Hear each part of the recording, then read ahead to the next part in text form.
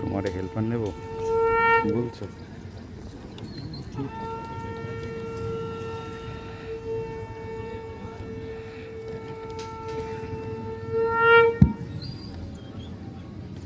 তুমি হলো আমাদের সব, তুমি যদি এরকম কও মানা যায়। আমাদের সব করলে তোর খাওয়া যেত।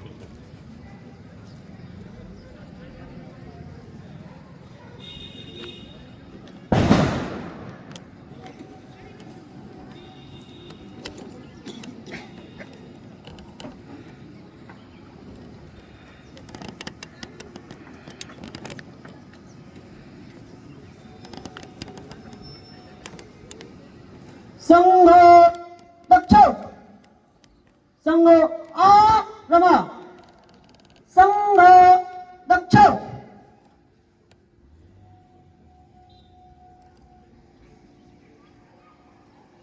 এক জায়গায় দাঁড়িয়ে পড়ুন ওইখানেই দাঁড়িয়ে পড়ুন। দক্ষ হয়ে দাঁড়ান, ধ্বজ উঠছে।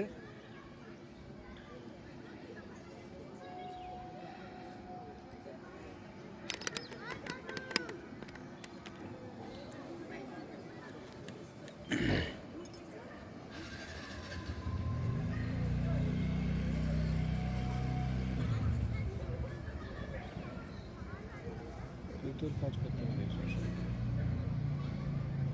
উঠেনি কাজটা।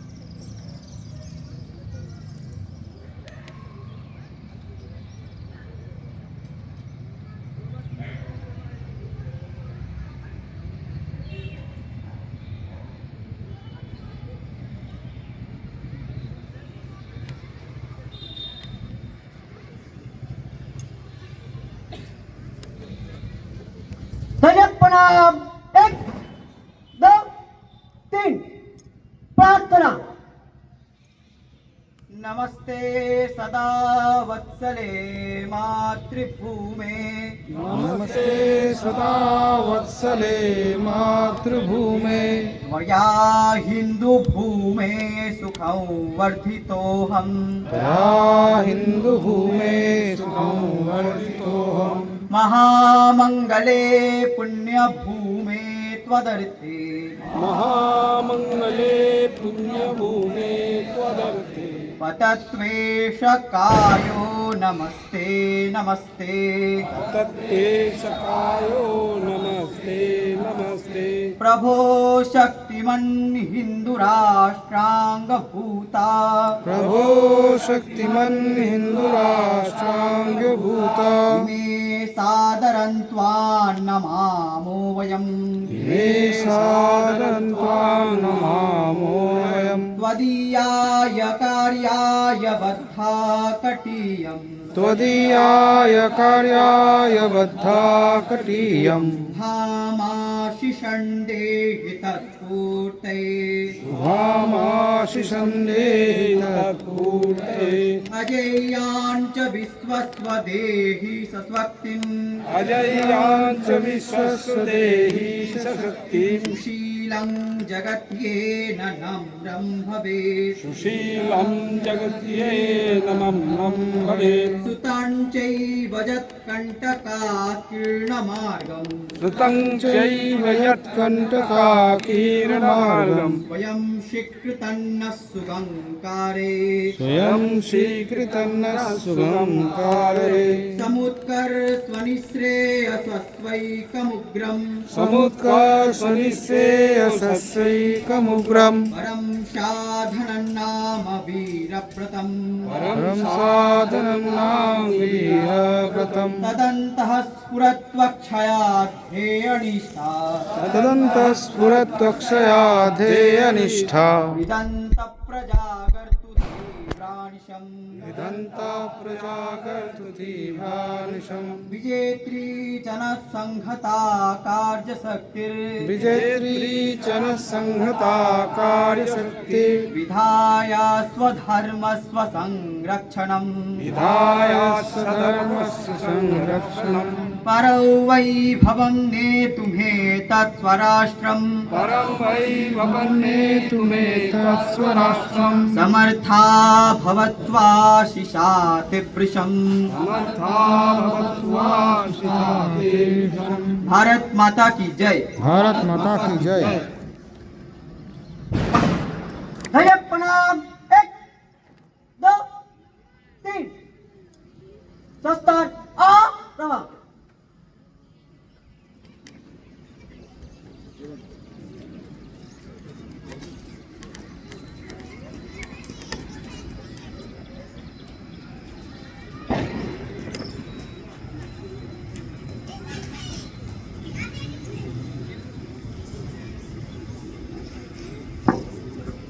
সবাই নিজ নিজ আসন। সাবধান। যোগ স্থিতি। যোগ ক্রমাঙ্ক 1 করো।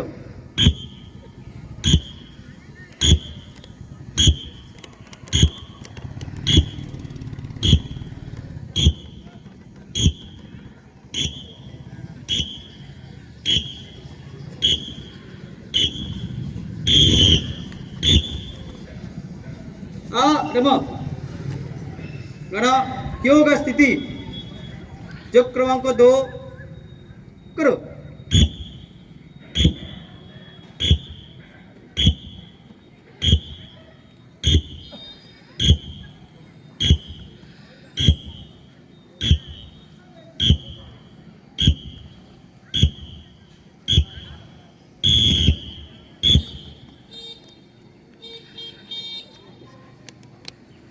योग 3 करो।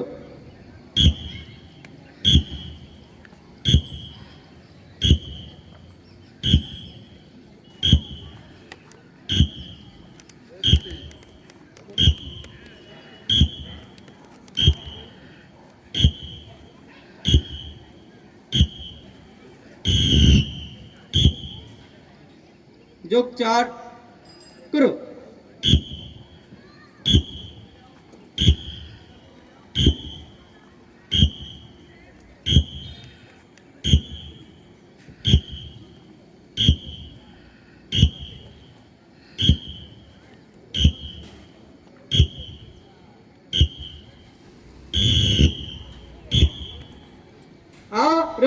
स्वस्थ।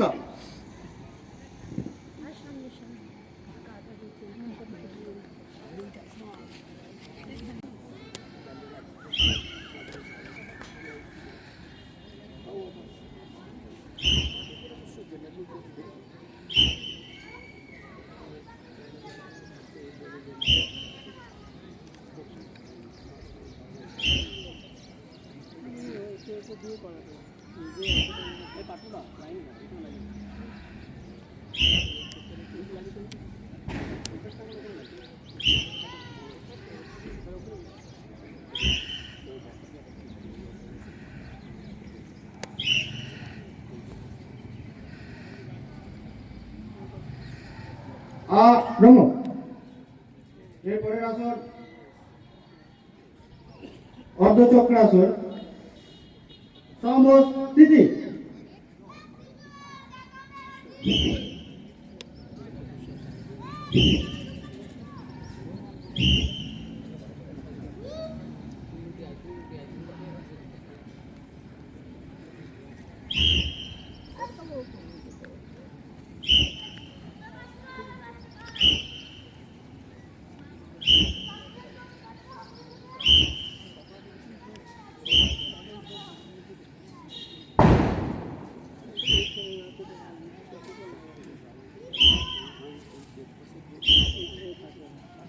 ব্রহ্ম। এরপরের আসন অর্ধবক্রাসন। সমস্থিতি। 1 2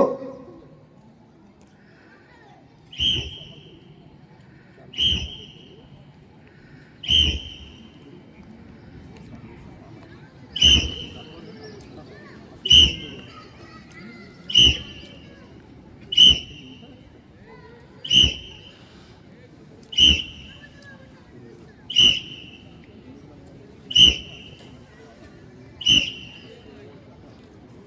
আরম্ভ। এরপরের আসন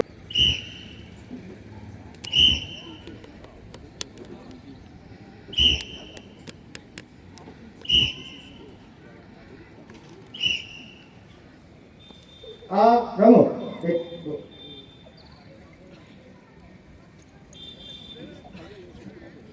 এরপরে সমবেত গীত হবে।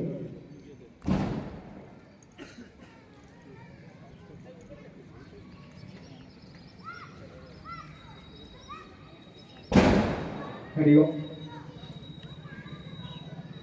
সমবেত গীতটা লিড ফলো হবে। নবজীবনের সূর্য হয়ে জ্বলব মোরা, সূর্য হয়ে জ্বলব প্রখর তেজে ভাঙব যত অন্ধকারা, নবজীবনের সূর্য হয়ে জ্বলব মোরা, মোরা ভারতীর দুর্জয় বীর উচ্চশীর, অরাতির দুঃস্বপ্ন মোরা গড়িয়সী জননীর, মোরা ভারতীর দুর্জয় বীর উচ্চশীর, অরাতির দুঃস্বপ্ন মোরা গড়িয়সী জননীর, মোদের শনিতে অর্চিত হয় চরণ পদ্ম শাশ্বতীর, মোরা গহন তিমির নিথর প্রাণে আনিসারা,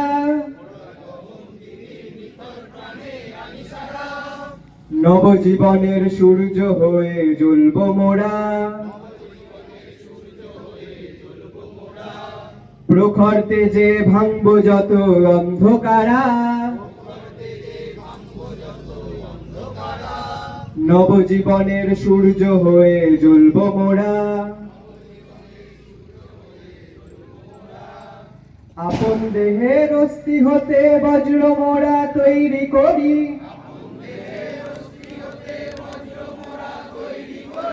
আঘাত হানি বৃত্তাসুরে দর্প তাদের চূর্ণ করি,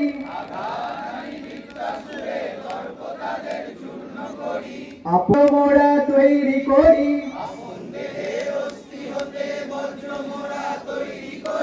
আঘাত হানি বৃত্তাসুরে দর্প তাদের চূর্ণ করি, বজ্র কঠিন শপথ নিয়ে ছয় রিপুরে আঘাত হানি, শান্ত সুধীর সাধক মোরা আত্মহারা, নবজীবনের সূর্য হয়ে জ্বলব মোরা, প্রখর তেজে ভাঙব যত অন্ধকারা, নবজীবনের সূর্য হয়ে জ্বলব মোরা, অর্পিত প্রাণ দেশ জননীর চরণ তলে, লক্ষ বুকের জাগৃতির ওই বহ্নি জালে, অর্পিত প্রাণ দেশ জননীর চরণ তলে, লক্ষ বুকের জাগৃতির ওই বহ্নি জালে, আমরা পড়াই রক্ত রাঙা বিজয় তিলক মায়ের ভালে,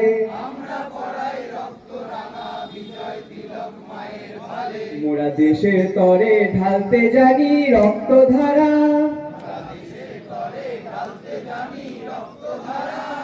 নবজীবনের সূর্য হয়ে জ্বলব মোরা,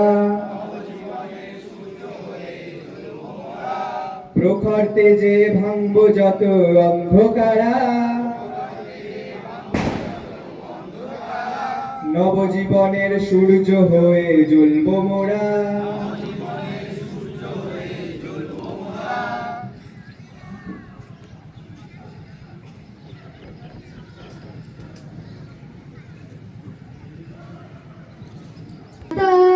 प्रातःप्रभृति सायन्यम् प्रातःप्रभृति सायं सायन्नात् प्रातरन्ततः यत्करोमि राष्ट्रमातः तदस्तु तव पूजनम्। অর্থ সকাল থেকে সন্ধ্যা এবং সন্ধ্যা থেকে সকাল পর্যন্ত সন্ধ্যা থেকে সকাল পর্যন্ত আমি যা কিছুই করি না কেন, হে রাষ্ট্রমাতা, তা যেন তোমারই পূজা হয়ে ওঠে। প্রাতঃ প্রভৃতি সায়ন্যম प्रातःप्रभृति सायन्यं सायन्नात् प्रातरन्ततः यत्करोमि राष्ट्रमातः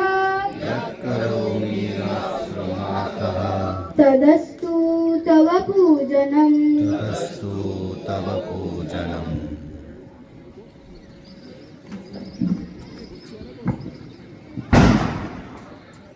संघ दक्ष उपविशद। যাদের নিচে বসতে একান্ত নিচে বসতে অসুবিধা আছে তারাই একমাত্র চেয়ারে বসবেন, বাকি যারা আছে তারা নিজের নিজের স্থানেই বসবেন। যাদের একমাত্র কোমরে প্রবলেম বা একান্ত অসুবিধা আছে তারাই বসবেন নিচে, তারাই চেয়ারে বসবেন। রাষ্ট্রীয় স্বয়ংসেবক সংঘের আগামী যে বিজয়া দশমী আছে, সেই বিজয়া দশমীতে সংঘের 100 বছর পূর্তি হচ্ছে। সেই 100 বছর পূর্তি প্রাথমিক যে কার্যক্রম, আজ থেকে তার সূচনা হলো। একত্রীকরণ দিন, সারা বাংলাতেই আজকের দিনে একত্রীকরণ হচ্ছে। তো আমাদের মঞ্চে উপবিষ্ট আছেন একদম আমার বাঁদিকে মাননীয় শ্রী অরবিন্দ ঘোষ। অরবিন্দদা আমাদের যে নগর, এই নগরের নগর সংঘচালক আছেন, এবং অরবিন্দদার পাশে আছে আদরণীয় শ্রী অতুল কুমার বিশ্বাস। অতুলদা 55 বছরের ওনার সংগ্রাহী, এবং আমাদের যে মধ্যবঙ্গ প্রান্ত, সে প্রান্তের পূর্ব সংঘচালক ছিলেন। এবং আমাদের এই আমার ডান দিকে আছে আদরণীয় সুন্দর পাল। সুন্দর দা বরিষ্ঠ প্রচারক, আমাদের ওনার কেন্দ্র এখন বন্দে মাতরম ভবন। একদম সুন্দরদার ওই সাইডে শেষে আছে শ্রী গণেশ চন্দ্র দাস। গণেশ দাকে আমরা চিনি। গণেশ দা বরিষ্ঠ কার্যকর্তা, বহু দায়িত্ব সামলিয়েছেন। এখন প্রান্ত, আমাদের মধ্যবঙ্গ প্রান্ত কুটুম্ব বহুদলের দায়িত্বে আছে জেলা। গণেশদার পাশে আছেন শ্রী গৌরচন্দ্র গড়াই।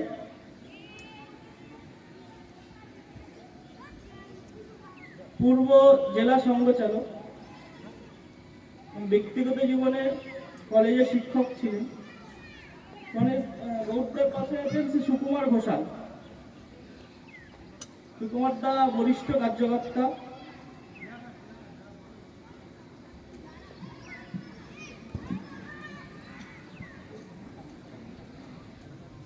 এখন অমৃত বচন একক গীত হবে, এবং অমৃত বচন একক গীতের পর আমাদের যে বৌদ্ধিক অতুলদা আছে, অতুলদাকে আজকের দিনের যে মার্গ দর্শন আছে, সে দর্শন করার জন্য আগ্রহ করবে।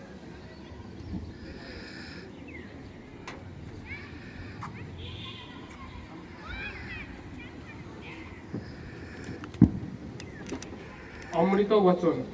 পরম পূজনীয় ডাক্তারজি বলেছেন, রাষ্ট্রীয় স্বয়ংসেবক সংঘের অর্থ রাষ্ট্র সেবার জন্য নিজের প্রেরণাতেই উদ্ধপ্ত লোকেদের দ্বারা রাষ্ট্রকার্যের জন্য স্থাপিত সংঘ। প্রত্যেক রাষ্ট্রের লোকই নিজ রাষ্ট্রের সেবার জন্য এরূপ সংঘ নির্মাণ করিয়া থাকে। এই প্রিয় হিন্দুস্থান আমাদের দেশ, এই পবিত্র হিন্দু রাষ্ট্র আমাদের দেশ, এই পবিত্র হিন্দু রাষ্ট্র আমাদের কার্যভূমি বলিয়া আমরা আমাদের রাষ্ট্রীয় স্বার্থ রক্ষা করাবার জন্য এই সংঘকে আমাদের দেশ স্থাপিত করিয়াছি। এবং ইহার দ্বারা আমাদের রাষ্ট্রের সব দিক দিয়া উন্নতি করিতে চাই। অনুজ দলনী ভারত মা, নমো নমো নমো জগত জননী, বীর প্রসবিনী ভারত মা। জয় জয় জননী মঙ্গল করণী, দনুজ দলনী ভারত মা।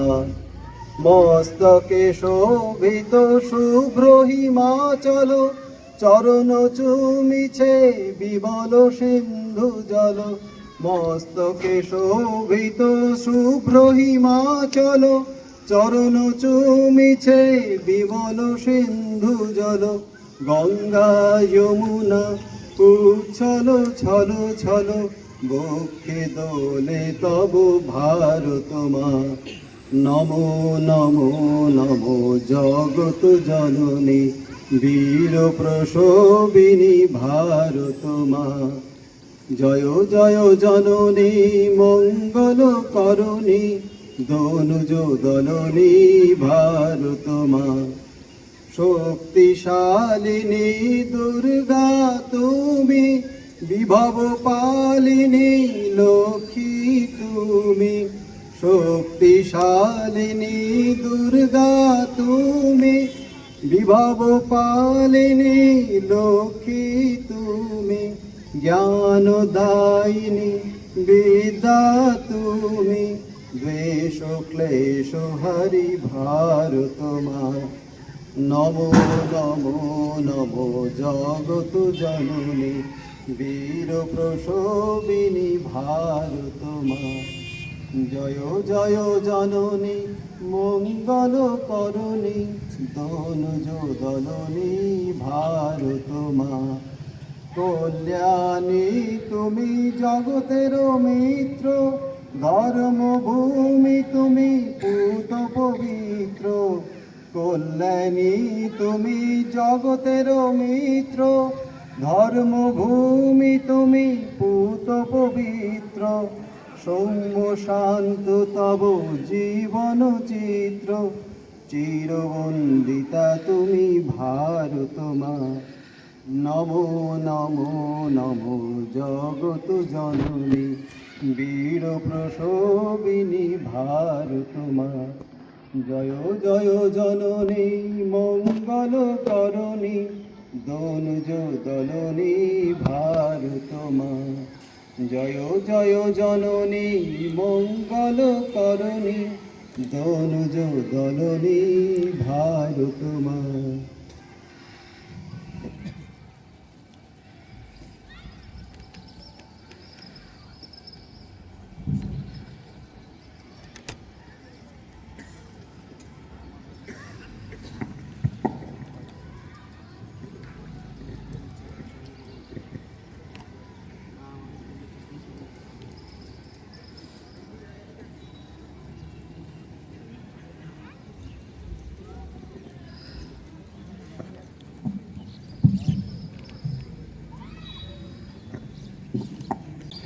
সংঘচালক মহোদয়, সম্মানীয় প্রবীণ ও নবীন স্বয়ংসেবক বৃন্দ এবং মাতৃমণ্ডল, আজ শুভ মহালয়ায় সকলকে প্রীতি ও শুভেচ্ছা জানাই। রাষ্ট্রীয় স্বয়ংসেবক সংঘ 100 বর্ষ পূর্ণ করতে চলেছে। আগামী বিজয়া দশমী 2রা অক্টোবর 100 বর্ষ পূর্ণ হবে। 100 বর্ষ উপলক্ষে রাষ্ট্রীয় স্বয়ংসেবক সংঘ 7টি কার্যক্রমের ভাবনা করেছে। স্বয়ংসেবক সম্মেলন তার মধ্যে প্রথম। অন্যান্য প্রদেশে যদিও এই স্বয়ংসেবক সম্মেলন বিজয়া দশমীর দিনেই হবে, কিন্তু বাংলায় বিজয়া দশমীতে আমরা নানা কাজে ব্যস্ত থাকি। সেই দিকটা চিন্তা করে মহালয়ার দিনই, অর্থাৎ মাতৃপূজা শুরুর দিনই আমরা এই কার্যক্রমকে রেখেছি। রাষ্ট্রীয় স্বয়ংসেবক সংঘ পৃথিবীর সর্ববৃহৎ সামাজিক সংগঠন। প্রতিষ্ঠাতা ডাক্তার কেশব রাও বলিরাম রাও হেডগেওয়ার। ডাক্তারজি জন্মজাত দেশভক্ত ছিলেন। ম্যাট্রিক পাস করার পরে উনি মহারাষ্ট্রে ডাক্তারি পড়তে পারতেন, কিন্তু কলকাতায় ডাক্তারি পড়তে এসেছিলেন ন্যাশনাল মেডিকেল কলেজে। উদ্দেশ্য একটাই ছিল, এখানকার যে বিপ্লবী আন্দোলন, সেই আন্দোলনের সঙ্গে নিজেকে যুক্ত করা, সেই আন্দোলন থেকে শিক্ষা গ্রহণ করা। আর সেই জন্য তিনি কলকাতায় আসার পরই এখানকার অনুশীলন সমিতির সঙ্গে নিজেকে যুক্ত করেন এবং অনুশীলন সমিতির যে শরীরচর্চার মধ্য দিয়ে, গল্পগাথার মধ্য দিয়ে সবার মধ্যে দেশভক্তির জাগরণ ঘটাচ্ছে, এটা উনি উপলব্ধি করেন। শুধু অনুশীলন সমিতির সঙ্গে যুক্ত হননি, রামকৃষ্ণ মিশনের সঙ্গে যুক্ত হয়ে নানা ধরনের সেবা কাজে অংশগ্রহণ করেন। গঙ্গাসাগরে কলেরা হয়েছে, তিনি বন্ধুদের নিয়ে সেখানে ছুটে গেছেন সেই কলেরা রোগীদের সেবা করার জন্য। মহারাষ্ট্র এবং পাঞ্জাবের বিপ্লবীদের সঙ্গে যোগাযোগ রাখার দায়িত্ব তার উপরই ছিল। কোকেন ছদ্মনামে তিনি এই কাজটা করতেন। 1900 ডাক্তারি করার পরে 1916 খ্রিস্টাব্দে তিনি মহারাষ্ট্রে ফিরে আসেন এবং সেখানে তিনি বিপ্লবী আন্দোলন সংগঠন করার চেষ্টা করেন, কিন্তু পরিস্থিতির কারণে সেটা সফলতা পায়নি। তখন উনি ভাবলেন যে এই যে অহিংস আন্দোলন, অসহযোগ আন্দোলন, তাতে যখন অসংখ্য লোক যুক্ত হচ্ছে, তাহলে সেই অসংখ্য লোকের সঙ্গে নিজেকে যুক্ত করতে পারলেও আমি যে ভাবনা চিন্তা করছি, সেই ভাবনা চিন্তা অনেকটাই সফল হবে। তিনি মহারাষ্ট্রে অসহযোগ আন্দোলনের সঙ্গে নিজেকে যুক্ত করলেন। মহারাষ্ট্রে নাগপুরে যে কংগ্রেসের অখিল ভারতীয় অধিবেশন হয়েছিল, সেই অধিবেশনে স্বেচ্ছাসেবক বাহিনীর প্রধান হিসাবে তিনি দায়িত্ব পালন করেন এবং কংগ্রেস অধিবেশনে পূর্ণ স্বাধীনতার প্রস্তাব গ্রহণ করা হোক, এটাও তিনি আগ্রহ করেছিলেন, কিন্তু সেই সময়ে সেটা করেনি। 1929 সালে সেই পূর্ণ স্বাধীনতার প্রস্তাব কংগ্রেস গ্রহণ করে। উনি এই অসহযোগ আন্দোলনে নিজেকে যুক্ত করে গ্রামে গঞ্জে যখন ভাষণ দিচ্ছিলেন, ইংরেজ সরকারের নজরে পড়েছিলেন। ইংরেজ সরকার তাকে গ্রেপ্তার করে এবং গ্রেপ্তার করার পরে তার কাছে জানতে চাওয়া হয়, আপনি যে নির্দোষ, সেই বিষয়ে আপনার বক্তব্য কী? উনি তখন যে বক্তব্য রাখেন সেটা আরও মারাত্মক ছিল, যে ভাষণের জন্য তাকে গ্রেপ্তার করা হয়েছে। তার 1 বছরের জন্য জেল হয়েছে 1921 সালে। ওনার মাথায় তখন ঘুরছে, উনি জেলে আছেন, ওনার মাথায় ঘুরছে যে আমরা তো আগেও পরাধীন হয়েছি, সখন বহু জাতি ভারতবর্ষে এসছে, তাদেরকে হটিয়েছি, আমরা স্বাধীন হয়েছি, তারপরে মোগল এসছে, পাঠান এসছে, শেষে ইংরেজরাও এসছে। তো আজকে যদি এদেরকে আমরা হটিয়ে দিই, স্বাধীনতা আনি, সেই স্বাধীনতা রক্ষা করতে পারবো, তার গ্যারান্টি কোথায়?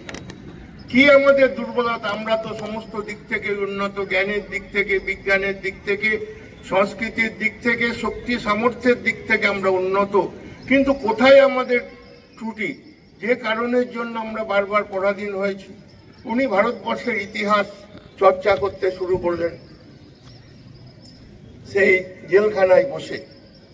উনি অনুভব করলেন যে ভারতবর্ষের মানুষের মধ্যে ঐক্যবোধের অভাব, যে আমরা ভারতবাসী সবাই ভারত মায়ের সন্তান, এক আমাদের সংস্কৃতি, কিন্তু যখন একজন আক্রান্ত হচ্ছে আমরা তাকে বিপদের হাত থেকে রক্ষা করার জন্য সহযোগিতা না করে মনে মনে আনন্দ করছি, ঠিক হচ্ছে, ওর এটা হওয়া উচিত।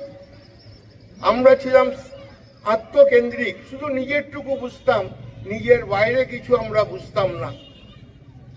আর রাষ্ট্র চেতনার অভাব, যে আমরা যদি পরাধীন হই, আজকে একজন রাজা পরাধীন হচ্ছে, কালকে আরেকজন পরাধীন হবে, আমাদের দেশটা পুরো পরাধীন হয়ে যাবে, আমরা সকলেই পরাধীন হয়ে যাব, এই অনুভব তাদের মধ্যে ছিল না। উনি তখন বহুজনকে জিজ্ঞাসা করেছেন তার এই ভাবনা সম্পর্কে, যা স্বাধীনতাই কি আমাদের লক্ষ্য, স্বাধীনতা পেলে আমরা স্বাধীনতা রক্ষা করতে পারবো কি, তারপরে কি হবে, কিন্তু সঠিক উত্তর কারোর কাছেই পাননি। এটা নিয়ে ভাবনা চিন্তা করতে করতে 1925 সালের বিজয়া দশমীর দিন 17 জন বন্ধুকে নিয়ে এই সমস্ত বিষয়ে চর্চা করতে করতে তারা সিদ্ধান্ত নিলেন যে আমরা এমন একটা সংগঠন তৈরি করব, যে সংগঠনের মধ্য দিয়ে মানুষকে ঐক্যবদ্ধ করব, তাদের মধ্যে স্বাভিমানবোধ জাগ্রত করব, তাদের মধ্যে রাষ্ট্র চেতনা, কর্তব্যবোধ, ঐক্যবোধ জাগ্রত করব। আর এটা যদি করতে পারি তাহলে আমরা স্বাধীনতা তো আনবই, পরবর্তী ক্ষেত্রে সেই স্বাধীনতা রক্ষা করার মতো সামর্থ্য, দেশকে উন্নত করার সামর্থ্য আমাদের মধ্যে জন্মাবে। আর এই চিন্তা ভাবনার মধ্য দিয়েই 1925 সালের বিজয়া দশমীর দিনে সংঘ প্রতিষ্ঠাতা ডাক্তার হেডগেওয়ার রাষ্ট্রীয় স্বয়ংসেবক সংঘের প্রতিষ্ঠা করেন। আজকে আমরা এত কার্যক্রম করছি, গান করছি, সুভাষিত করছি, অমৃত বচন করছি, তখন এত কিছু ভাবনার মধ্যে আসেনি। ভাবনার মধ্যে এটা এসছে যে ভারতবর্ষকে যারা আপন বলে মনে করে তারা হিন্দু, আর সুতরাং হিন্দুদেরকে সংস্কারিত করতে হবে, হিন্দুদেরকে সংগঠিত করতে হবে। আর সেই সংগঠিত কিভাবে করব, যেমন অনুশীলন সমিতি তিনি দেখেছিলেন যে খেলাধুলার মধ্য দিয়ে, তাদের গানের মধ্য দিয়ে, গল্পের মধ্য দিয়ে, নিজেদের আচরণের মধ্য দিয়ে, আর তাদেরকে আমরা সংস্কারিত করে সংগঠিত করব। শুরু হয়ে গেল 1925 সালে রাষ্ট্রীয় স্বয়ংসেবক সংঘের শাখা। প্রথমে কিভাবে শাখা চালাবো, একজন এক্স আর্মি যিনি রিটায়ার্ড করেছেন তাকে বলা হলো আপনি এদেরকে সামরিক শিক্ষা দিন। আরেকজন যিনি অনুশীলন সমিতির মতো অন্য কোনো সমিতির সদস্য ছিলেন, যিনি এই ধরনের লাঠি খেলা, মুগুর চর্চা, এই ধরনের কিছু জানতেন, তাকে বলা হলো যে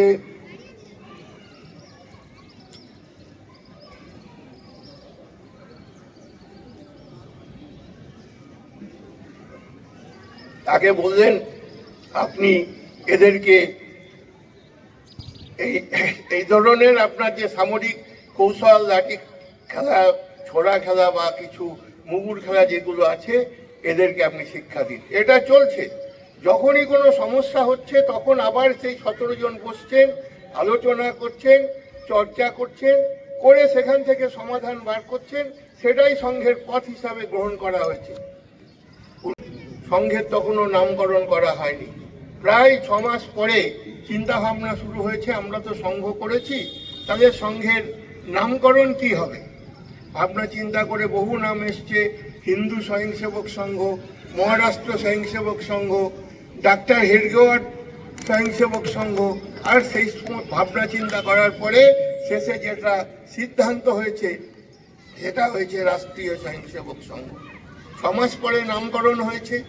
সংগঠন চালানোর জন্য অর্থের প্রয়োজন। প্রথম দিকে অর্থ অন্যদের কাছ থেকে সহযোগিতা হিসাবে নেওয়া হতো, কিন্তু কিছুদিন নেওয়ার পর মনে হলো এটা ঠিক হচ্ছে না, অন্যের কাছ থেকে সহযোগিতা নিচ্ছি, তার মানে অন্য আমাদেরকে তার ব্যক্তিগত কাজে লাগাবে। সুতরাং সংঘের খরচ আমাদেরই দেওয়া উচিত, আমাদের কাছ থেকে, আমাদের নিজেদের কাছ থেকেই সংঘের খরচ তোলা উচিত। প্রায় 1.5 বছর পরে সংঘ প্রতিষ্ঠার 1.5 বছর পরে এই গুরুদক্ষিণা কার্যক্রমের সূচনা হলো। যে গৈরিক পতাকাকে, মহারাষ্ট্রে ছিল গৈরিক পতাকা পূজন করা, সেই গৈরিক পতাকাকে সামনে রেখে আমরা রাষ্ট্রের কাজের জন্য সমর্পণ করতে শুরু করলাম প্রায় 1.5 বছর পরে। ওই সময়ে সংঘের কাজ আশেপাশে বাড়ছিল, এখানকার স্বয়ংসেবকরা সেখানে গিয়ে শেখাচ্ছিল, দূর থেকে স্বয়ংসেবকরা শাখায় আসছিল, কিন্তু দূরত্ব অনেক বেড়ে যাচ্ছিল, আর এদের উপযুক্ত প্রশিক্ষণ নেই। এইটা ভাবনা চিন্তা করে 1928 সালে সংঘ শিক্ষা বর্গ শুরু হয়, যেখানে সংঘের স্বয়ংসেবকদেরকে শিক্ষা দিয়ে উপযুক্ত কার্যকর্তা হিসাবে গড়ে তোলা যাবে। 1929 সালে ডাক্তার হেডগেওয়ার সরসংঘ চালকের হিসাবে ডাক্তার হেডগেওয়ারকে নাম ঘোষণা করা হলো। 1936 সাল পর্যন্ত সংঘের এই যে কাজ, সেটা মূলত নাগপুর এবং তার আশেপাশে অঞ্চলে এবং পাঞ্জাবের কিছু অংশে ছড়িয়েছিল। গ্রীষ্মের ছুটি বা অন্যান্য ছুটিতে স্বয়ংসেবকদেরকে ওই এলাকাতে একটু দূরে পাঠানো হতো, আর সেখানে গিয়ে তারা সংঘের শাখা শুরু করত। এইভাবেই নাগপুরের আশেপাশের অঞ্চলে, নাগপুরে এবং পাঞ্জাবের কিছু অংশে রাষ্ট্রীয় স্বয়ংসেবক সংঘের শাখা বিস্তার লাভ করেছিল। 1937 সালের ভাবনা চিন্তা হলো যে সংঘকে তো শুধু নাগপুরের মধ্যে সীমাবদ্ধ রাখলে হবে না, সংঘকে সারা ভারতবর্ষে ছড়িয়ে দিতে হবে। তাই 1937 সালে নাগপুর থেকে কার্যকর্তাদের, বিদ্যার্থী স্বয়ংসেবকদেরকে বিভিন্ন প্রান্তে পাঠানো হলো, বিভিন্ন রাজ্যে পাঠানো হলো বিদ্যার্থী বিস্তারক হিসাবে। তারা বিভিন্ন রাজ্যে গেছেন, সেখানে থেকেছেন, অত্যন্ত কষ্ট সহ্য করে সেখানে সংঘের কাজ বিস্তার করেছেন। অনেকে শুনেছি যে মোটর গ্যারেজে টায়ার সারানোর কাজ করে উপার্জন করছেন, সেই উপার্জনে নিজের খাওয়া দাওয়া চলছে, বাকি সময়টা সংঘের জন্য দিচ্ছে। কেউ টিউশন করেছেন, টিউশন করে অর্থ উপার্জন করে সেটা দিয়ে নিজের ভরণ পোষণের ব্যবস্থা করেছেন, সঙ্গে সঙ্গে সংঘের কাজ করেছেন। আমরা এখানে এসছেন বসন্তরাও ভট্ট, তার কথাও শুনেছি যে তিনি চুঁচুড়ায় কাজের জন্য আসতেন, আর তার সঙ্গে একটা শতরঞ্জির মতো থাকতো। আসার সময়ে সেটাকে শ্রীরামপুরের ক্ষেত্রে শুনেছি যে উনি স্টেশনে রেখে আসতেন, আর সারাদিন ঘোরাঘুরি করার পরে রাত্রিতে স্টেশনে গিয়ে কিছু খাওয়া দাওয়া করে নিয়ে সেই শতরঞ্জি বা মাদুরটাকে বিছিয়ে নিয়ে সেখানে ঘুমাতেন। পরের দিন আবার তার যাত্রা শুরু হতো। তো এই রকম কষ্টের মধ্য দিয়ে তারা সারা ভারতবর্ষে রাষ্ট্রীয় স্বয়ংসেবক সংঘের শাখাকে বিস্তার করতে সমর্থ হয়েছে। পশ্চিমবঙ্গে সংঘের কাজ শুরু হয় 1939 সালে। শ্রী গুরুজি এখানে আসেন, বিঠ্ঠলরাও পাটকি তার সঙ্গে ছিলেন, আর এখানে এসে তেলকলের মাঠ 1 নম্বর সরকারপাড়া লেন, সেখানে রাষ্ট্রীয় স্বয়ংসেবক সংঘের শাখা শুরু হয়। তখন শ্রী গুরুজি সরকার্যবাহক, তো সেই জন্য বেশি দিন এখানে থাকতে পারেননি। 2-3 মাসের মধ্যেই তাকে আবার নাগপুর থেকে তার ডাক পড়ে যে আপনি এখানে আসুন, সারা ভারতবর্ষের কাজের ব্যাপারে আপনার পরামর্শ প্রয়োজন, আপনি এখানে আসুন। শ্রী গুরুজি যান, কিন্তু সেখানে আসেন বালা সাহেব দেওরাস। বালা সাহেব দেওরাস কলকাতায় এসছেন 1940 সালে। শ্যামাপ্রসাদ মুখার্জিকে গার্ড অফ অনার দিয়েছেন নিজের সঙ্গে শাখার মাঠে। তো এইরকমভাবে আমরা যাদেরকে সংঘ ক্ষেত্রের উজ্জ্বল তারকা হিসাবে দেখি, তারা পশ্চিমবঙ্গে সংঘের কাজ বিস্তারের জন্য এসছেন। 1941 সালে সংঘ কলকাতার গণ্ডি ছাড়িয়ে আশেপাশে 24 পরগনা, নদিয়া, নবদ্বীপ, মুর্শিদাবাদ, বর্তমান বাংলাদেশের কিছু অংশ, মালদা, এখানে সংঘের কাজ বিস্তার লাভ করে 1941 সাল। 1940 সাল নাগপুরে সংঘ শিক্ষাবর্গ হচ্ছে, সেখানে 2000 স্বয়ংসেবক উপস্থিত। প্রত্যেকেরই আগ্রহ যে আমরা সংঘ প্রতিষ্ঠাকে দেখতে চাই, তার কথা শুনতে চাই, কিন্তু সংঘ প্রতিষ্ঠাতা খুবই অসুস্থ। তবু ওনারও খুব ইচ্ছা যে এতজন স্বয়ংসেবক সারা ভারতবর্ষ থেকে এসছে, আর আমি তাদের মুখোমুখি হব না, তাদেরকে চাক্ষুষ করব না। তা উনি ঠিক হলো যেদিন সমারোহ উৎসব হবে, সেই সমারোহ উৎসবে তিনি উপস্থিত হবেন। সমারোহ উৎসব উপস্থিত হলেন। 2000 স্বয়ংসেবককে সারা ভারতবর্ষের বিভিন্ন প্রান্ত থেকে এসছে, এটা দেখে উনি খুবই উচ্ছ্বাস প্রকাশ করলেন এবং বললেন যে আমার সামনেই এই একটা ক্ষুদ্র হিন্দু রাষ্ট্রের রূপ আমি আমার সামনেই দেখতে পাচ্ছি। 1940-এর 21শে জুন তিনি দেহ রক্ষা করেন। শ্রী গুরুজিকে দায়িত্ব দিয়ে যান সংঘের কাজকে ধরার জন্য। 1947 সাল আমরা জানি ভারতবর্ষ স্বাধীন হয়েছে। ইংরেজের কিন্তু ইচ্ছা ছিল না ভারতবর্ষকে স্বাধীনতা দেব, কিন্তু দিকে দিকে বিদ্রোহ হচ্ছে। ইংরেজের ভারতীয় সেনারা বিদ্রোহ করছেন, নৌ বিদ্রোহ হয়েছে।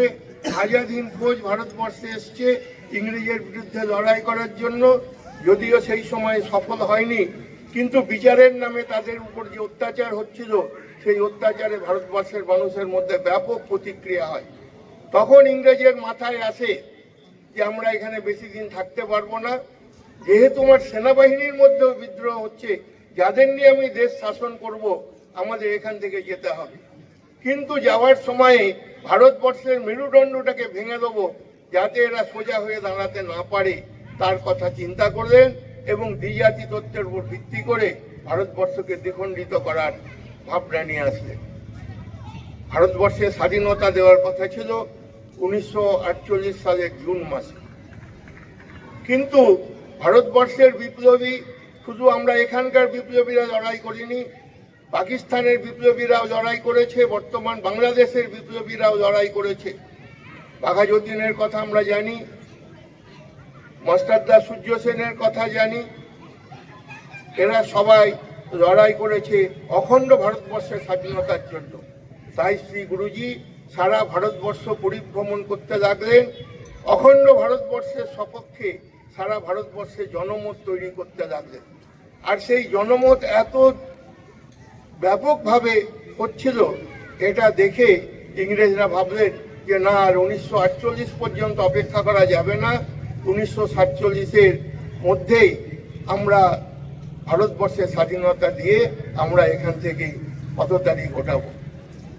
আর সেই জন্যই একদিকে মাউন্টব্যাটেন, একদিকে ক্ষমতালোভী নেহেরু, আর একদিকে জিন্নাহ, এদের সঙ্গে পরামর্শ করে ভারতবর্ষকে দু টুকরো করে তারা ভারতবর্ষ ছেড়ে চলে গেল। যখন ভারতবর্ষ স্বাধীন হয় তখন বল্লভভাই প্যাটেল হচ্ছেন স্বরাষ্ট্রমন্ত্রী। তিনি যে ছোট ছোট অঙ্গরাজ্য ছিল, প্রায় 500 অঙ্গরাজ্যকে ভারতবর্ষের সঙ্গে যুক্ত করে দেন। কিন্তু কাশ্মীরের রাজা হরি সিং ভেবেছিল যে আমরা ভারতবর্ষের সঙ্গে যুক্ত হব না, আমরা স্বাধীনভাবেই থাকব, কিন্তু তার সেই ইচ্ছা পূরণ হয়নি। স্বাধীনতা প্রাপ্তির পরপরই অক্টোবর মাসেই পাকিস্তানি হানাদাররা কাশ্মীরে ঢুকতে শুরু করে এবং কাশ্মীরের নাগরিকদের উপর অত্যাচার, তাদেরকে হত্যা করা, তাদের সম্পত্তি দখল করা, আর করতে করতে কাশ্মীরের দিকে এগিয়ে আসছে। যখন এই রকম পরিস্থিতি, তখন কাশ্মীরের কার্যকর্তাদের সাহায্যে শ্রী গুরুজি ওখানকার রাজা হরি সিং এর সঙ্গে যোগাযোগ করলেন, তাকে বোঝালেন যে আপনি স্বাধীনভাবে থাকতে পারবেন না, আপনার এই রাজ্যকে পাকিস্তান গ্রাস করবে, সুতরাং আপনি ভারতের সঙ্গে যুক্ত হন। রাজা হরি সিং পত্র লিখলেন, স্বরাষ্ট্রমন্ত্রীকে দিলেন, আর দেওয়ার পর ভারতবর্ষের সেনাবাহিনী কাশ্মীরে পৌঁছালো কাশ্মীরকে রক্ষা করার জন্য। সেই ওই কাজের জন্য যে কাশ্মীরে পৌঁছেছে, ওখানকার বিমানবন্দর তৈরি করা, ওখানে যে সমস্ত সৈন্যবাহিনী যুদ্ধের সামগ্রী ফেলা হচ্ছে, পাহাড়ের খাদে পড়ছে, সেটাকে তুলে নিয়ে গিয়ে সৈন্যদের কাছে পৌঁছে দেওয়া, এ সমস্ত কাজে রাষ্ট্রীয় স্বয়ংসেবক সংঘের স্বয়ংসেবকরা যথাযথ সাহায্য করেছে। আমাদের সৈন্যরা কাশ্মীরে পৌঁছে গেল, কাশ্মীর থেকে পাক হানাদারদেরকে প্রায় হটিয়ে দিয়েছে। তখন নেহেরুর সেন্টিমেন্টে লাগলো যে আমি প্রধানমন্ত্রী, আর আমি ছাড়াই স্বরাষ্ট্রমন্ত্রী এই কাজটা করে ফেলছে, সুতরাং এটা তো আমার প্রেস্টিজের ব্যাপার। উনি বলে দিয়ে আর যুদ্ধের দরকার নেই, যুদ্ধ থামাও। আর এই যুদ্ধ থামানোর জন্য যে অংশ পাকিস্তানের হাতে গেছিল, আজও সেটা পাক অধিকৃত কাশ্মীর হিসাবেই আছে। আমরা সব সময় চিন্তা করি ওটা কেন ভারতবর্ষের মধ্যে আসলো না, ওটা কেন ভারতবর্ষের মধ্যে আসলো না। কিন্তু সেদিন যদি আমরা আরো একটু সময় পেতাম, পাক হানাদারদেরকে কাশ্মীরের বাইরে সরিয়ে দিতে পারতাম, তাহলে কিন্তু আজকে ওই পিওকে বলে পাক অকুপাইড কাশ্মীর বলে কিছুই থাকতো না। সবাই দেশভাগের সময়ে নির্ভর করেছিল মহাত্মা গান্ধীর উপরে, কারণ উনি বারবার বলেছেন যে আমার দেশ ভাগ হবে আমার মৃতদেহের উপর দিয়ে, আমি বেঁচে থাকতে ভারতবর্ষকে ভাগ করতে দেবো না। কিন্তু দেখা গেল যে উনি বেঁচে আছেন, অথচ ভারতবর্ষ ভাগ হয়ে গেল এবং সব জায়গাতে পূর্ব পাকিস্তানে হিন্দুদের উপর অত্যাচার হচ্ছে, লাখে লাখে তাদেরকে হত্যা করা হচ্ছে, সেখানে উনি নীরব আছেন। অথচ পাকিস্তানে যে পরিমাণ অর্থ পাওয়ার কথা সেটা পায়নি, আর তার জন্য উনি আন্দোলন করছেন কেন ওদের অর্থ তাড়াতাড়ি মিটিয়ে দেওয়া হচ্ছে না। এটা ভারতবর্ষের সব মানুষ মেনে নিতে পারেনি, আর তার জন্যই তার উপরে আক্রমণ হয়েছিল, তিনি মারা গেছেন। জওহরলাল নেহেরু ওই যে অখণ্ড ভারতবর্ষের আন্দোলন নিয়ে সঙ্ঘের শক্তিকে প্রত্যক্ষ করে তার মনে হয়েছিল যে সংঘকে এখনই শেষ করে দেওয়া উচিত, তাই ওই দোষটাকে সংঘের উপরে চাপিয়ে সংঘের উপরে নিষেধাজ্ঞা জারি করলেন। বল্লভভাই প্যাটেল বললেন যে সমস্ত রকম তথ্য প্রমাণ নিয়ে দেখেছি যে সংঘের কোনো হাত নেই, কিন্তু নেহেরু কোনো কথাই শুনলেন না, সংঘের উপরে নিষেধাজ্ঞা চাপিয়ে দিলেন।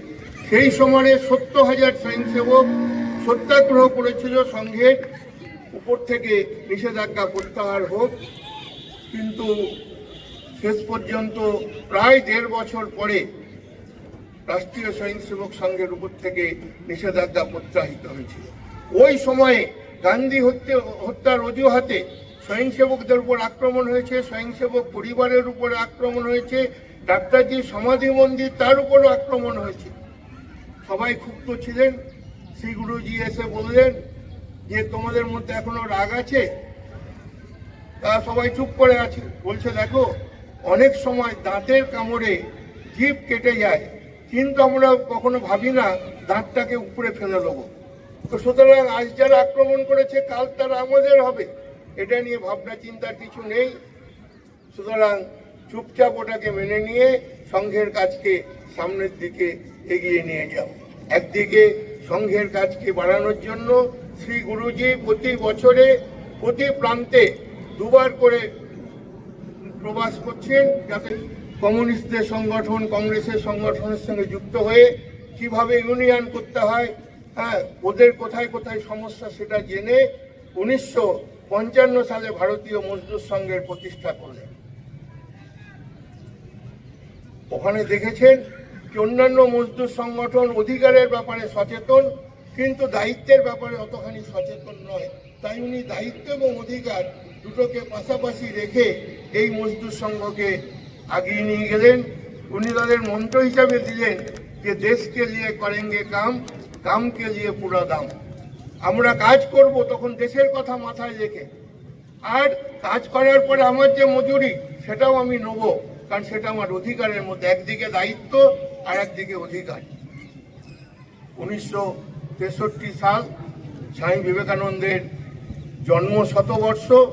সেই সময়ে কেরলের কিছু স্বয়ংসেবক কার্যকর্তা তারা ঠিক করলো যে উনি যেখানে তপস্যা করেছিলেন 3 দিন কন্যাকুমারী সীতাখণ্ডের উপরে, আর সেই জায়গায় ওনার কিছু স্মারক নির্মাণ করব।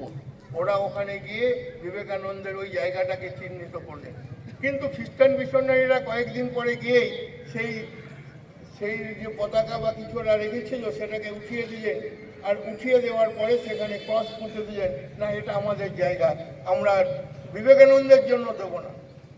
বার্তা এসে গেল শ্রী গুরুজির কাছে। শ্রী গুরুজি একনাথজিকে দায়িত্ব দিলেন, একনাথ রানাডে, যিনি সেই সময় সরকার্যবাহ ছিলেন, তাকে বললেন আপনি দেখুন। উনি সেই সময় ভারতবর্ষের যারা রাষ্ট্রনেতা ছিলেন তাদের সঙ্গে আলোচনা করলেন, মাদ্রাজে যারা ছিলেন ওই সরকারের মধ্যে তাদের সঙ্গে আলোচনা করলেন, সবাইকে নিজের মতের পক্ষে নিয়ে এসে আর ওখানে শুরু হয়ে গেল 1963 সালে বিবেকানন্দ স্মারক নির্মাণের কাজ। যেটা 1970 সালে ভিভি গিরি তৎকালীন রাষ্ট্রপতি সেই স্মারকের উদ্বোধন করেছেন। এখন আমাদের সকলের মধ্যেই বাসনা থাকে যে আমরা কন্যাকুমারিকা যাব। কি জন্য যাব না, বিবেকানন্দ শিলা স্মারক যেটা ওখানে তৈরি হয়েছে সেটা দেখার জন্য যাব। তো একদিকে রাষ্ট্রীয় স্বয়ংসেবক সংঘের দৈনিক কাজ বাড়ুক, শাখা বিস্তার হোক, ভারতবর্ষে সর্বত্র সংঘ শাখা বিস্তৃত হোক, সেই লক্ষ্য যেমন একদিক দিয়ে চলছে, আর একদিকে সামাজিক আন্দোলনের মধ্যে সংঘ তখন থেকেই নিজেকে যুক্ত করেছে। 1964 সাল বিশ্ব হিন্দু সম্মেলন, আর বিশ্ব হিন্দু সম্মেলনে তখনও সম্মেলন হয়নি, অল্প কয়েকজনকে নিয়ে, আর সে বিশ্ব হিন্দু পরিষদের প্রতিষ্ঠা হলো বোম্বাই। 1966-তে প্রয়াগের হিন্দু সম্মেলনে প্রস্তাব গ্রহণ করা হলো যে সমাজের মধ্যে যে ভেদভাব আছে সেই ভেদভাবকে আমরা সমাজের মধ্যে থেকে দূর করব। আমরা সাধু সন্ত সবাই সেই কাজের জন্য নিজেদেরকে নিয়োজিত করব। সেখানে মন্ত্র দেওয়া হলো যে হিন্দু বা সদরা সর্বে ন হিন্দু পতিত ভবে, মম দীক্ষা হিন্দু রক্ষা, মম মন্ত্র সমানতা। অর্থাৎ সকল হিন্দু আমার ভাই, কোনো হিন্দু কখনো পতিত হতে পারে না। মম দীক্ষা হিন্দু, আমার দীক্ষাই হলো হিন্দু সমাজকে রক্ষা করা, সমানতাই আমার মন্ত্র। আর সেই মন্ত্রকে সামনে রেখে বিশ্ব হিন্দু পরিষদ আজকে শুধু এখানে নয়, ভারতবর্ষের বাইরেও বিভিন্ন দেশে কাজ করে চলেছে। একদিকে যেমন সংঘ কাজের বিস্তার ভারতবর্ষে হচ্ছে, বিবিধ সংগঠনের মাধ্যমে হচ্ছে, আর বিবিধ সংগঠনকে সমাজের সেই এক একটা শ্রেণীর মধ্যে গিয়ে আর তাদেরকে বুঝিয়ে তাদের সঙ্গ থেকে লোকজন চয়ন করে আর তাদের দ্বারাই সংগঠন তৈরি করা হচ্ছে। তেমনি বিদেশেও সংঘের কাজ শুরু হচ্ছে। 1947 সালে কেনিয়াতে শুরু হয়েছিল প্রথম ভারতীয় স্বয়ংসেবক সংঘ। আজকে পৃথিবীর প্রায় 44টা দেশে রাষ্ট্রীয় স্বয়ংসেবক সংঘের কাজ চলছে, কিন্তু সেখানে তারা রাষ্ট্রীয় হতে পারে না। তাই ভারতীয় স্বয়ংসেবক সংঘ, হিন্দু স্বয়ংসেবক সংঘ, ফ্রেন্ডস সোসাইটি অফ ইন্ডিয়া নানা নামে ভারতবর্ষের বাইরেও রাষ্ট্রীয় স্বয়ংসেবক সংঘের কাজ চলছে। আমরা এটা উপলব্ধি করতে পারি যখন আমাদের দেশের প্রধানমন্ত্রী অন্য কোনো দেশে যান আর সেখানকার যারা প্রবাসী ভারতীয় তারা তাকে যেভাবে সম্বর্ধনা দেয়, তার থেকেই বুঝতে পারি যে এই যে সংগঠন বা এই যে সংগঠিত শক্তি, এর পিছনে কারা আছে, রাষ্ট্রীয় স্বয়ংসেবক সংঘ অথবা বিশ্ব হিন্দু পরিষদ। 1975 সাল আমরা জানি, তখন ভারতবর্ষের প্রধানমন্ত্রী শ্রীমতী ইন্দিরা গান্ধী, আর উনি নির্বাচনে ওনার বিরুদ্ধে লড়াই করেছিল রাজনারায়ণ নির্বাচনে হেরে যাওয়ার পরে কেস করলেন যে প্রধানমন্ত্রী তার সরকারি ক্ষমতাকে কাজে লাগিয়ে তিনি আমাকে হারিয়েছেন, সুতরাং এই নির্বাচন বাতিল করা হোক। এলাহাবাদ হাইকোর্ট সেই নির্বাচন বাতিল করলেন। উনি যখন ওনার নির্বাচন যখন বাতিল হলো, উনি আর এমপি থাকতে পারছেন না, তখন উনি রাতারাতি একটা সিদ্ধান্ত নিলেন, ঘোষণা করে দিলেন যে 3 জনের বিরুদ্ধে কোনো কেস করা যাবে না। সে হচ্ছে রাষ্ট্রপতি, প্রধানমন্ত্রী এবং লোকসভার স্পিকার। এদের বিরুদ্ধে কোনো কেস করা যাবে না। উনি হেরে গেছেন, হেরে যাওয়ার পরে সংশোধন করছেন, অর্ডিন্যান্স জারি করছেন, আর সারা দেশে জরুরি অবস্থা জারি করলো। সমস্ত বিরোধী দলের নেতাদেরকে জেলখানায় ঢুকিয়ে দিল। এটা জয়প্রকাশ নারায়ণের নেতৃত্বে আন্দোলন হচ্ছিল, বিদ্যার্থী পরিষদ সেই আন্দোলনের সঙ্গে ছিল। তাই বিদ্যার্থী পরিষদকে দমন করার জন্য রাষ্ট্রীয় স্বয়ংসেবক সংঘের উপরে নিষেধাজ্ঞা জারি হলো। সারা দেশ জুড়ে সেই নিষেধাজ্ঞার বিরুদ্ধে আন্দোলন হলো, সত্যাগ্রহ হলো। 1,38,000 জন সত্যাগ্রহ করেছিল, তার মধ্যে 98,000 জন স্বয়ংসেবক। যে ইন্দিরা গান্ধী বলেছিলেন যে আমার বাবা যে ভুল করেছে আমি সেই ভুল করব না, অর্থাৎ বাবা সংঘকে নিষিদ্ধ করেছিল, আবার সেটাকে প্রত্যাহার করেছে।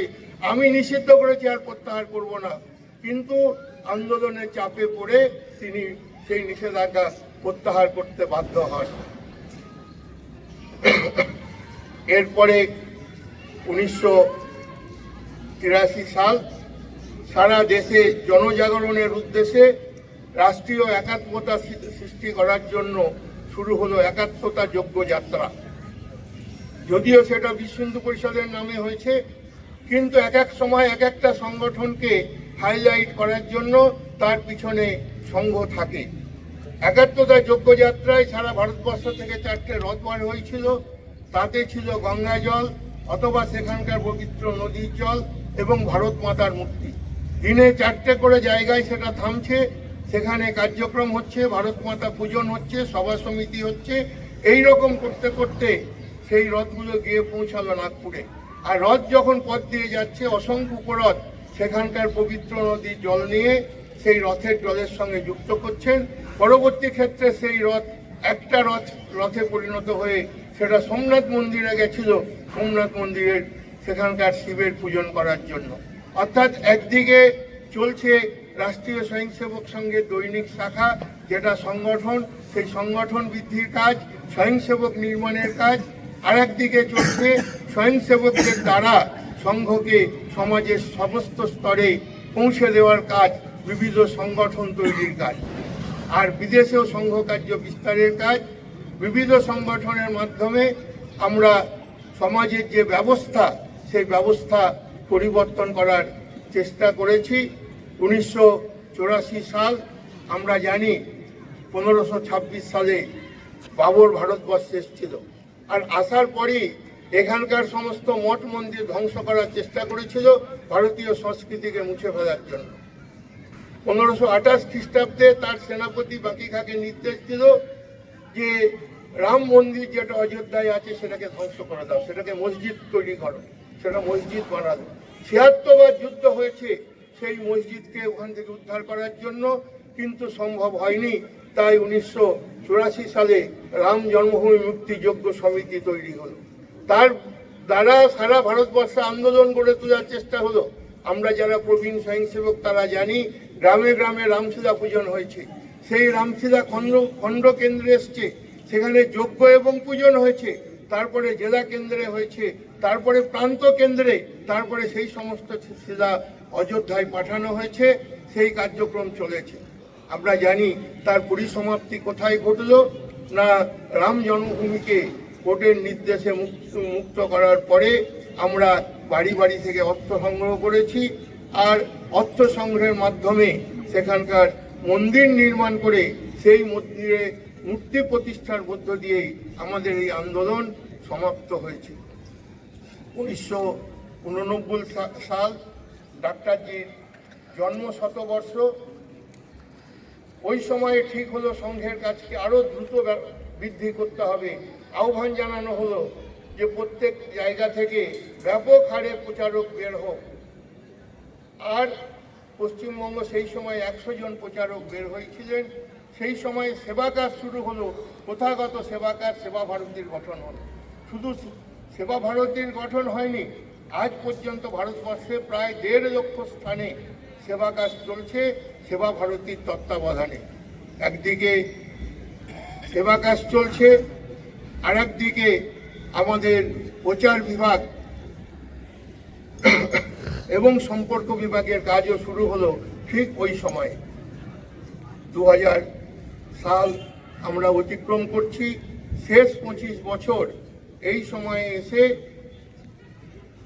আমাদের যে কার্য বিভাগকে দুটো ভাগে ভাগ করে দেওয়া হলো। কেন ভাগ করা হলো? একটা সংগঠন শ্রেণী, শারীরিক, বৌদ্ধিক আর ব্যবস্থা, এরা সংগঠন শ্রেণীর মধ্যে এরা শুধু নির্মাণের কাজ করবে, স্বয়ংসেবক তৈরি করবে। আর বাকি যে শ্রেণীগুলো অর্থাৎ সম্পর্ক, প্রচার, এদের কাজ হবে সেবা সম্পর্ক প্রচার। এরা হচ্ছে জাগরণ শ্রেণী। এরা সমাজের কাজের সঙ্গে সঙ্গে সমাজ জাগরণের করার জন্য এরা প্রচেষ্টা চালিয়ে যাবে।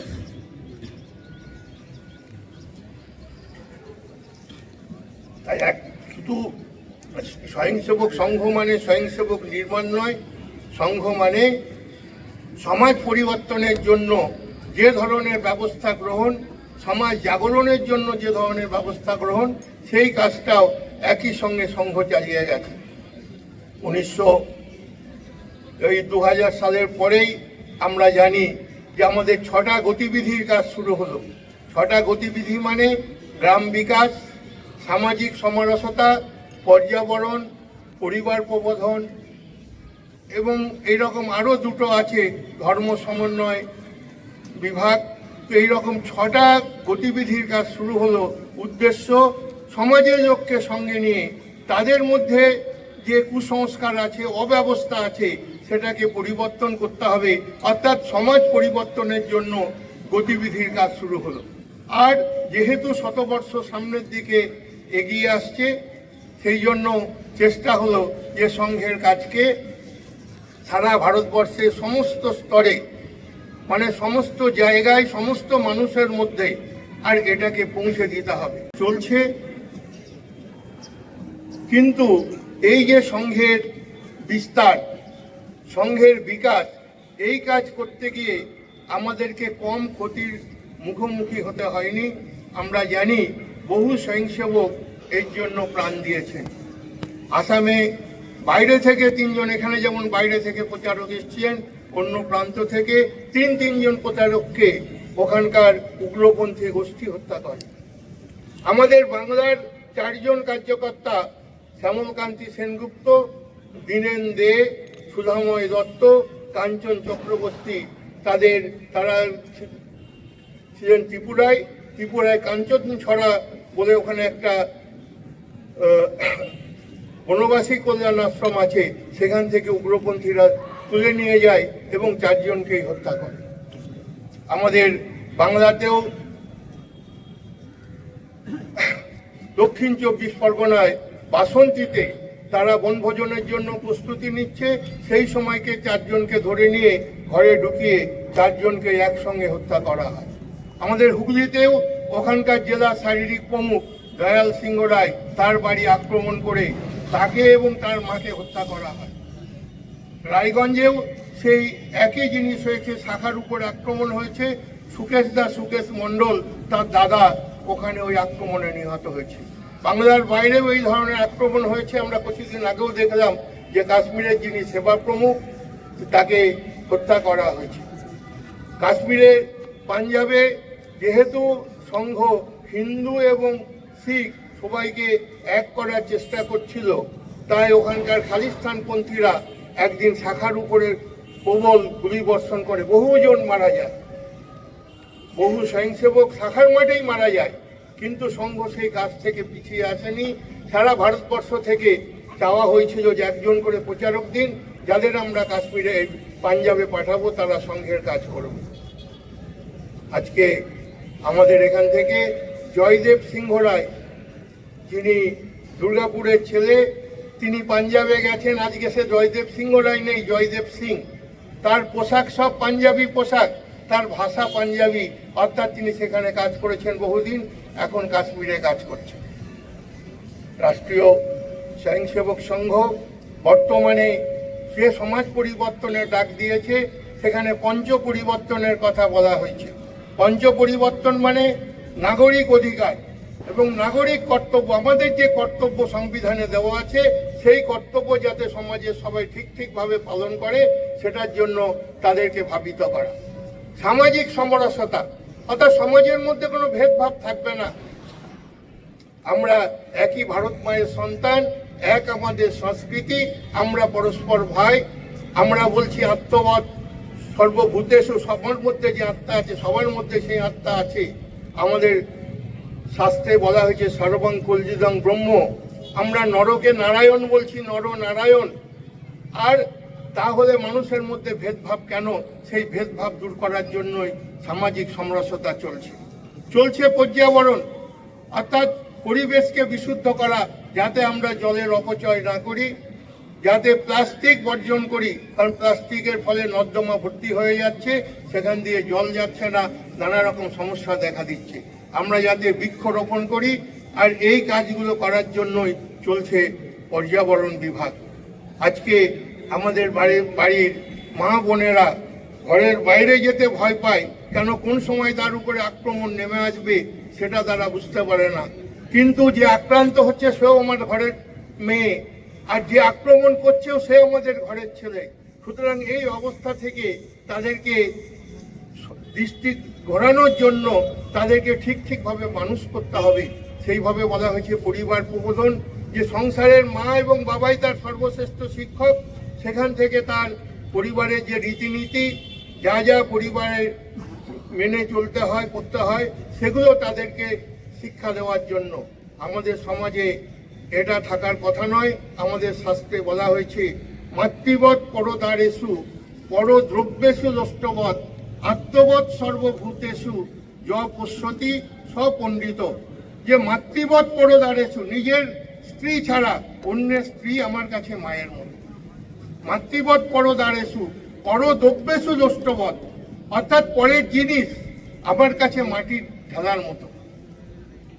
আত্মবৎ সর্বভূতেষু, আমার মধ্যে যে আত্মা আছে বাকি সকলের মধ্যে সেই আত্মা আছে। সুতরাং আমাদের মধ্যে কোনো ভেদ নেই। য পশ্যতি সপণ্ডিত, যারা এটা ভাবছে তারা হচ্ছে পণ্ডিত।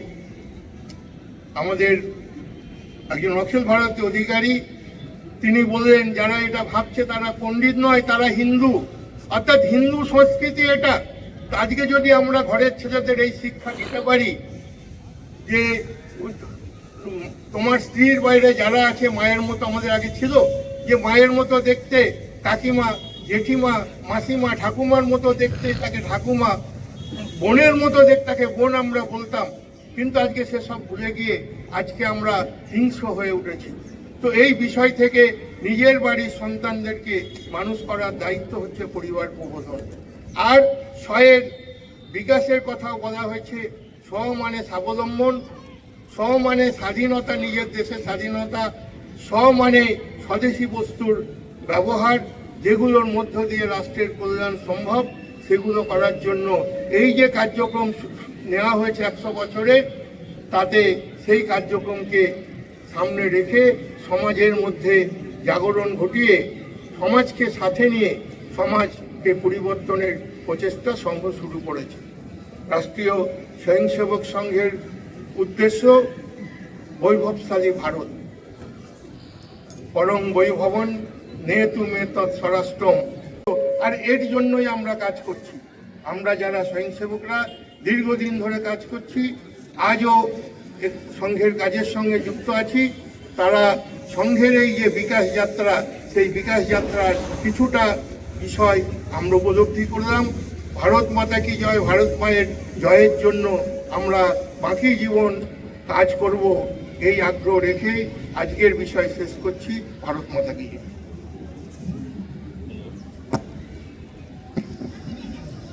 সাবধান, উত্তিষ্ঠ। রমা, সকলকে অনুরোধ করছি আপনারা একটু উঠে দাঁড়াবেন। আমাদের ধ্বজাবতরণ হবে, আপনারা একটু উঠে দাঁড়াবেন।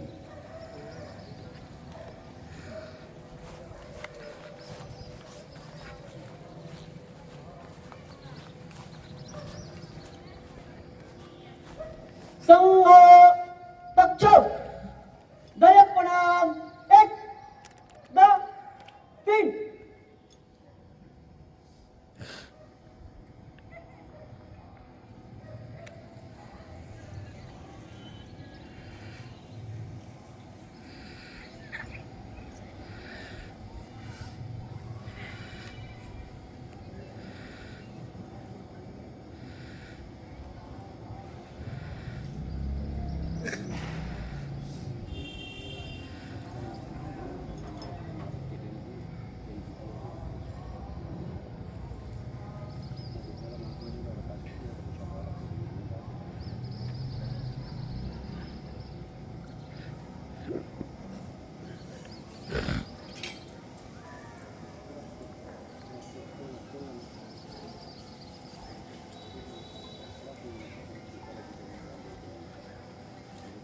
संघ विग्रह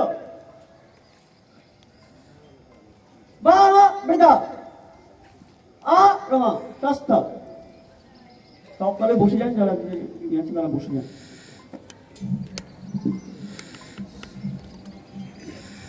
বাঘাযতীন শ্রুতি সংঘের ক্লাব কর্তৃপক্ষকে, স্থানীয় পৌর প্রশাসনকে আমরা ধন্যবাদ জানাই, যারা প্যান্ডেল এবং ডেকোরেশন তাদেরকে ধন্যবাদ জানাই, এবং ধ্বনি সহযোগ যারা করেছেন তাদেরকে ধন্যবাদ জানাই। ভারত মাতা কি জয়।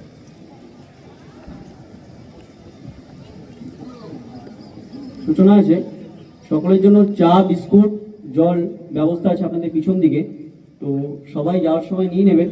আর খাওয়ার পরে যে আপনাদের যে উচ্ছিষ্ট যে পাত্রটি থাকবে সেটা নির্দিষ্ট স্থানেই ফেলবেন। আর যারা আমাদের স্বচ্ছতার বিভাগে আছেন তারা একটু দাঁড়িয়ে যাবেন, বাকি সবাই যেতে পারেন দক্ষ দিয়ে বিশ্রাম নেওয়ার পরে। সদা বিশ্রাম।